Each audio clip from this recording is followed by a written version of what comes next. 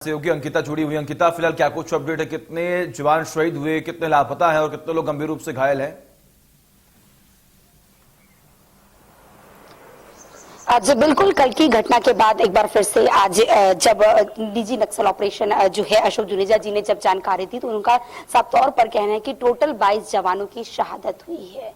कल जिस तरह से आंकड़े निकलकर सामने आ रहे थे, कल तक के आंकड़े शुरुआती दौर पर 5 के आंकड़े थे जिसमें जवानों की शहादत हुई थी। उसके बाद शाम होते होते वो आंकड़े 8 तक पहुंच गए। लेकिन कल सुबह जब सर्चिंग ऑपरेशन पर जब जवान वहां पर निकले बीजापुर में, उसके बाद जो है जानकारी निकलकर सामने आई कि 22 जवानों ने अपनी शहादत दे दी है। साफ तौर पर कल की घटना के बाद से चर्चाएं, सर्च ऑपरेशन जो है वो लगातार जारी था। सुबह से ही जो है सीआरपीएफ के जो जवान है वो वहां पर पहुंचे हुए थे, लगातार वहां पर सर्चिंग जो है वो जारी थी। लेकिन उसके बाद जब घटना की जब जानकारी मिली तो 22 जवानों की शहादत है। अभी ये आंकड़े पूरे आंकड़े निकलकर सामने नहीं आए, अभी भी सर्च ऑपरेशन जो है सचिन वो लगातार जारी है।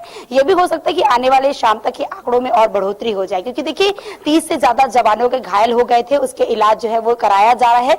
7 जवानों को जो है वो रैपर लाया गया था कल शाम को, उनका इलाज लगातार जारी है और बाकी जो जवान थे उनको जगदलपुर में उनका इलाज जो है लगातार जारी है। लेकिन 30 जवान जो है उनमें से 2 से 3 जवान ऐसे हैं जो अभी भी ठीक होने की स्थिति पे नहीं है, गंभीर स्थिति उनकी अभी भी बनी हुई है। लेकिन बाकी जो जवान हैं उनकी स्थिति अभी सुधर चुकी है। लेकिन जिस तरह से जो आंकड़े निकलकर सामने आ रहे हैं कि सर्चिंग जो है अभी भी वहां पर जारी है।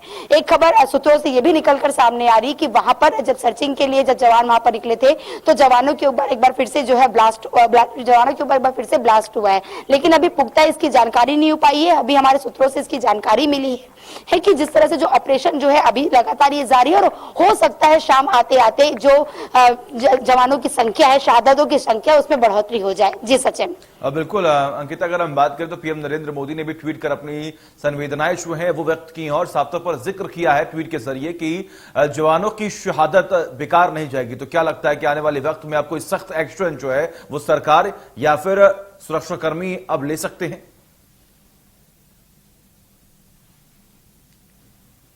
बिल्कुल सचिन, जिस तरह से ये जो गर्मी का जो माह होता है उसमें नक्सल ऑपरेशन जो है वो ज्यादा किए जाते हैं और नक्सली इस वक्त जो है ज्यादा तरीके से जो है अंजाम देते हैं चीजों को लेकर। इसको लेकर अब जो है जिस तरह से प्रधानमंत्री नरेंद्र मोदी है उन्होंने ट्वीट करके जिस तरह से जो बातें कही, उसके अलावा जो प्रदेश के जो मंत्री हैं, राज्य के जो केंद्र के जो मंत्री हैं अमित शाह जी ने, उन्होंने भी प्रदेश के मुखिया से बातचीत की और साफ तौर पर कहा है कि जो योद्धाओं की जो लड़ाई उन्होंने लड़ी उनकी शहादत बेकार नहीं जाएगी। जिस तरह से जो ऑपरेशन अभियान जो है उसको और कड़ी तेजी से चलाया जाएगा और आने वाले दिनों में किस तरह से नक्सलियों से निपटा जा सके इसको लेकर रणनीति तय की जाएगी। क्योंकि देखिए सचिन, जिस तरह से जो दुर्घटना जो घटी है बीजापुर में, उसमें कहीं ना कहीं हिडमा जो है वो नक्सली के सरदार हैं और उनके जो गृह ग्राम के जो क्षेत्र है उससे 10 किलोमीटर की दूरी पर जो है ये नक्सली घटना को जो है उन्होंने अंजाम दिया था। तो कहीं ना कहीं कहा जा सकता है कि वहां पर पुलिस चौकी बनाने को लेकर जो है नक्सली लगातार नाराज चल रहे थे, सड़क बनाने को लेकर लगातार नाराज चल रहे थे, जिसके चलते इस घटना को नक्सलियों ने अंजाम दिया। तो कहीं ना कहीं विकास की ओर जो नक्सली नहीं जाना चाहते, जिसके चलते इतनी बड़ी घटना को अंजाम दिया है, जिसके चलते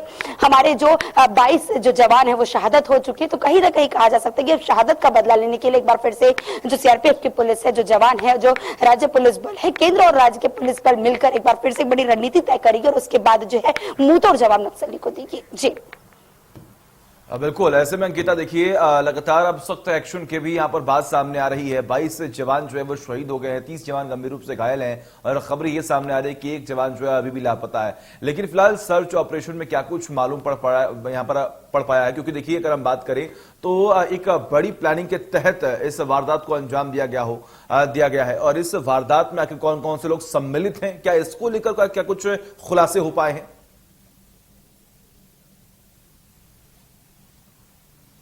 देखिए, जिस तरह से जिस क्षेत्र पे घटना घटी है वो हिडमा जो नक्सलियों के सरदार कहे जाते हैं, नक्सलियों के जो हेड कहे जाते हैं, वो हिडमा के गृह ग्राम के आसपास हुआ है।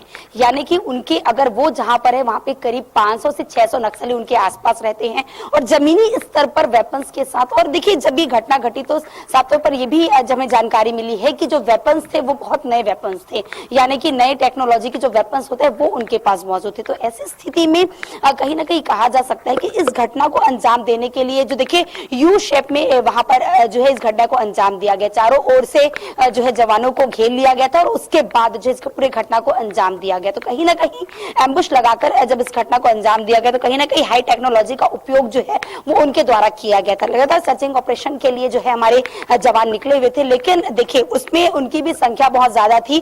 लेकिन अब तक जो निकलकर जो निकलकर सामने है, इसमें यह भी कहा जा रहा है कि ज्यादा से ज्यादा नक्सली भी मारे गए हैं, क्योंकि जब नक्सली को मारे गए तो वहां पे ट्रैक्टर बुलाकर नक्सलियों को भर के वापस ले जाया भी गया। ऐसी जानकारी डीजी के द्वारा हमें मिली है।